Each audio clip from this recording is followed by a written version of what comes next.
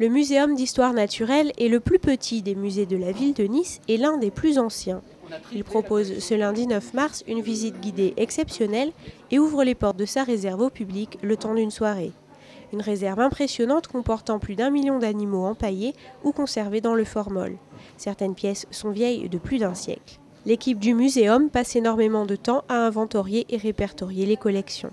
Pour l'instant, ce qui nous occupe le plus, c'est vraiment la partie inventaire et conservation, parce que la loi nous oblige à avoir des inventaires à jour.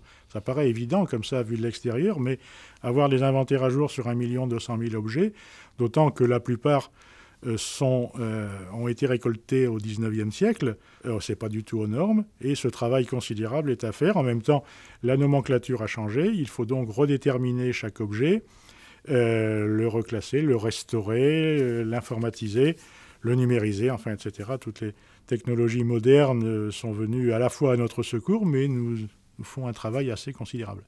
L'histoire naturelle, en gros, c'est trois domaines bien définis et bien différents, la zoologie, la botanique et la géologie. Nous avons la chance à Nice, sur à peu près 1 200 000 spécimens au total, d'avoir une répartition à peu près homogène dans les 3 domaines.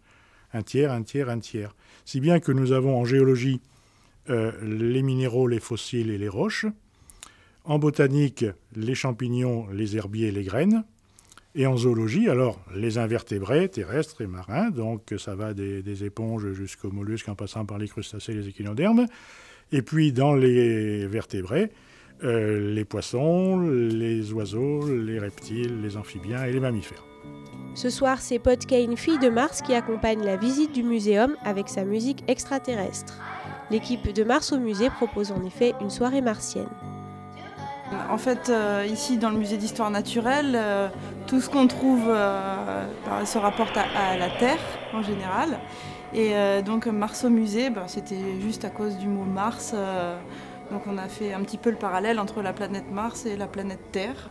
En fait, j'espère que par une soirée comme ça, ça peut un petit peu pousser la ville à faire quelque chose pour qu'on ait un vrai musée d'histoire naturelle à Nice, ou du moins qu'on puisse peut-être agrandir celui-là, le rénover. Parce qu'il y a quand même des villes qui ont fait l'effort et puis on voit que ça paye, donc pourquoi pas ici. Le conservateur espère lui aussi pouvoir un jour disposer de locaux plus spacieux. Quand je suis arrivé dans cette maison en 1971, on m'a dit « Oh, vous installez pas trop bien, on vous en fait un neuf tout de suite ». Donc ça fait maintenant 37-38 ans. Je pense que je verrai peut-être la première pierre d'un nouvel établissement avant mon départ à la retraite, mais probablement pas la deuxième.